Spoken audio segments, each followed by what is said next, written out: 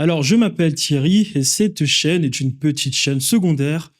Donc j'ai forcément une chaîne principale, le lien est en description de la vidéo. C'est une chaîne secondaire où je parle de business en ligne, je parle de high ticket et je vais faire dans cette chaîne, je ne fais que sur cette chaîne des petites vidéos.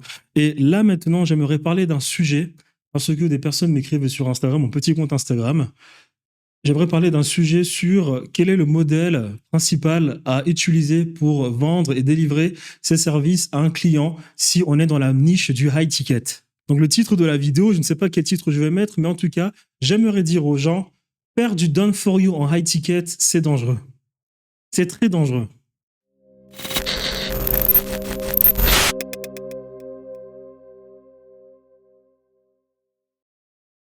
Très dangereux. En tout cas, je supplie, je conjure les personnes d'éviter à tout prix de faire du done for you en high ticket. Alors, je m'explique rapidement dans cette vidéo. Tu peux être sûr d'une chose. L'argent est une bénédiction, c'est la plus belle technologie qui existe, qui a pu exister dans le monde depuis maintenant à peu près 20 000 ans. L'argent, c'est la plus belle technologie. Parce que l'argent nous permet d'éviter un maximum de faire la guerre. Lorsqu'on veut développer un modèle de société, un modèle de civilisation, il faut avoir une diplomatie, une économie, de l'or, une monnaie pour échanger avec les autres afin que tout le monde puisse s'enrichir. On évite de se faire la guerre, on est bons amis, on se respecte, tout le monde vit mieux, la population vit mieux, ma population, ta population, tout le monde vit mieux, on est content et ensuite, on s'occupe bien de nos enfants. C'est une bénédiction. Donc il faut gagner de l'argent, beaucoup d'argent. Et pour ce faire, il faut faire un business. Mais il y a deux petites choses. Il y a deux petites choses qu'il faut savoir pour ce qui est du business. Première chose, si tu as fait de l'argent, tu connais cette question. Et si tu as vraiment fait de l'argent, c'est la première question que tu te poses lorsque tu as quelque chose qui marche. La question est la suivante. Quand est-ce que mon business va s'arrêter? Normalement, si tu as fait de l'argent, c'est la question que tu te poses. Parce que c'est tellement difficile de faire de l'argent qu'on se pose toujours la question de savoir quand est-ce que cela va s'arrêter. Donc on essaie de se dépêcher pour faire le maximum de cash. Très vite. On se dépêche. Enfin, le maximum de cash, c'est d'avoir le maximum de levier. Faire le maximum de cash, c'est de savoir bien gérer sa capacité à faire de l'argent, sa capacité à se sacrifier, à sacrifier son temps, son énergie pour faire de l'argent, et tout en préservant sa santé. Et là, ce que j'aimerais dire, c'est que tu peux être sûr d'une chose. Ton business un jour s'arrêtera. Il y a une date péremptoire à tout business dans ce monde, car le monde ne cesse de changer. Il y a des révolutions civilisationnelles, des populations changent, la démographie change, les besoins des clients changent. Tu peux être sûr que ton business un jour s'arrêtera, d'où la première question que tu t'es posée. Donc tu dois être sûr, donc tu dois faire de l'argent le plus rapidement possible. Et faire de l'argent le plus rapidement possible, c'est-à-dire trouver le moyen de ne pas échanger son temps contre de l'argent, d'accord? Mais d'avoir le maximum de leviers possible pour faire de l'argent. Et en plus de cela, c'est aussi protéger sa santé. Et tout ce que je viens de te dire, eh bien, le modèle done for you est la pire des choses pour arriver à tes fins. Parce qu'en plus de cela, en plus du fait que ton business, quoi qu'il arrive, s'arrêtera à cause des circonstances que tu ne peux pas contrôler, il peut arriver, et à tous les coups même, il arrivera qu'un jour, tu n'as plus envie de continuer ce business.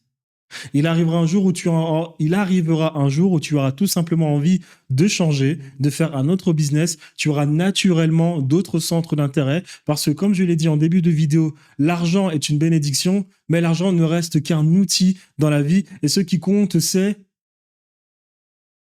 d'être en harmonie, en équilibre avec son âme et donc de vraiment trouver quelque chose qui nous stimule profondément. L'argent n'est qu'un outil. Donc, il arrivera un jour où tu en auras tout simplement marre de ton business ou que tu voudras commencer un autre business. Donc, à cause de tout ceci, à cause du fait que ton business un jour s'arrêtera, à cause du fait que ton business un jour s'arrêtera à cause des circonstances qu'on ne peut point contrôler dans le monde, à cause du fait aussi que tu auras toi aussi moins envie de continuer ton business parce que tu te fatigueras tout simplement, parce que aussi, il est important de faire de l'argent le plus rapidement possible avant d'arriver à la date péremptoire de son business et que le meilleur moyen de le faire, c'est de faire du levier, le maximum de levier dans son business. Faire le modèle Done for You est la pire des choses. C'est-à-dire, trouver un client, lui vendre un service à 25 000 euros, détruire ta santé, travailler comme un taré et le refaire tous les jours, sachant que c'est peu scalable et qu'en plus de cela, on ne sait pas sur quel type de client tomber. C'est le meilleur moyen pour te fatiguer, de te dégoûter de ton business, d'arriver le plus rapidement à l'usure, que ce soit pour ta santé, mais aussi pour la date péremptoire qui guette ton business parce qu'il y aura un changement civilisationnel. C'est le meilleur moyen de tout niquer par le modèle Done for You.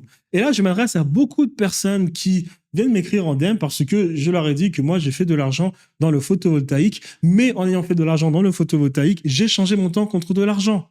Donc, genre, oui, je vendais une offre à 15 000 euros, mais malheureusement, c'était fatigant. C'était chronophage. Ça me demandait beaucoup de temps, beaucoup d'énergie, que ce soit pour moi ou mes équipes. Ce qui veut dire que dans une offre à étiquette, tu as 3 moyens de vendre cette offre, de faire la promotion de son offre pour ensuite faire le delivery vis-à-vis de ton client. Tu as le modèle do it yourself. Donc, ton client va faire les choses par lui-même. Tu as le modèle done with you. Donc, tu vas faire des choses avec ton client, tu vas l'accompagner, vous allez mettre un peu les mains dans le cambouis à deux, mais toi un peu, bien évidemment, moins que le client. Et puis, tu as le done for you. Là, tu fais absolument tout pour le client. Le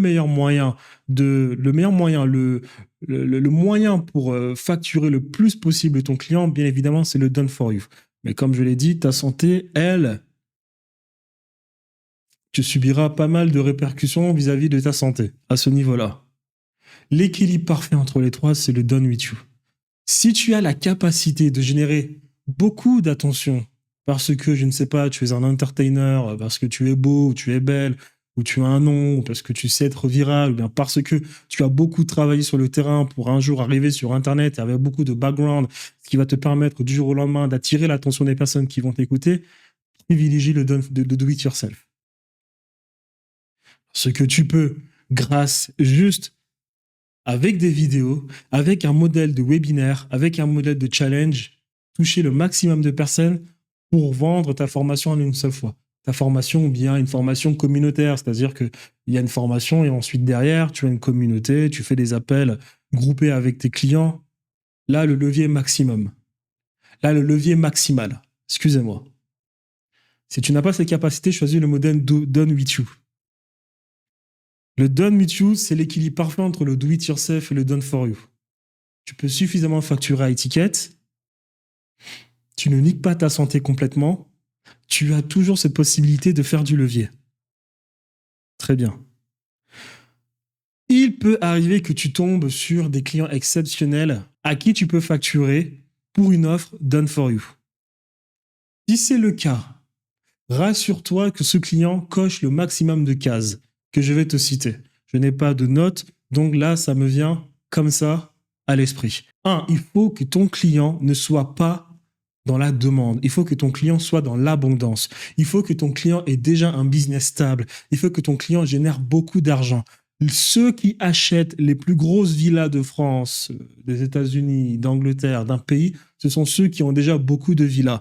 Donc, il faut que ton client soit dans l'abondance. Le banquier ne prête qu'à celui qui fait beaucoup d'argent ou bien qu'à celui qui a un fort potentiel qu'il a pu démontrer au banquier pour faire beaucoup d'argent. Donc, tu dois penser pareil. Ne travaille qu'avec ceux qui ont beaucoup d'argent ou bien qui sont déjà dans l'abondance, qui ont un business qui fonctionne. Pourquoi ? Parce que ces personnes, déjà, numéro 1, savent ce qu'est le business. Qu'est-ce que le business ? Le business, tout simplement, c'est reconnaître déjà de 1, que quoi qu'il arrive, ton business a une date péremptoire, de 2, qu'il faut beaucoup échouer avant d'arriver, avant de trouver la formule qui va te permettre de faire beaucoup d'argent. Très bien. Et donc, par extension, ton client sait pertinemment qu'il faut être patient. Donc un mec qui est dans l'abondance est un mec qui est naturellement patient. Un mec qui est dans l'abondance est un mec qui est naturellement détaché, parce que ça, c'est aussi une qualité qu'il faut avoir lorsqu'on a un business, qu'il faut être détaché pour justement avoir l'intelligence, le logos, de ne pas être dans l'émotion totale vis-à-vis de son business, afin de vite changer ce qui ne fonctionne pas, peut-être le business, peut-être le modèle d'acquisition. Une personne qui est dans l'abondance a connaissance d'absolument tout ce que je viens de te citer. Une personne qui est dans l'abondance est naturellement détachée, patiente, compréhensible. Et surtout, elle est même d'ailleurs moins regardante pour ce qui est des résultats que tu vas lui apporter. Si tu as pris 25 000 euros à une personne qui a un business, qui tend, qui est bancal, cette personne va être très attachée émotionnellement, très impliquée émotionnellement. Et si toi, tu délivres mal alors que tu es vraiment donné à 100%, la personne, voilà, la seule chose qui va en découdre, c'est que la personne aura une pas si bonne impression de ce qui est de ta personne. Parce qu'elle est attachée émotionnellement, malheureusement. Voilà. Donc, si tu veux faire du done for you, ne regarde que les mecs qui font beaucoup d'argent. Et il y a une règle lorsque tu fais du done for you, lorsque tu factures. Tu regardes le business de la personne, tu regardes combien est-ce que ton offre pourrait lui rapporter un supplément en chiffre d'affaires. À cela, si tu maîtrises vraiment ton business, tu pars sur un pourcentage de probabilité d'arriver à bon port.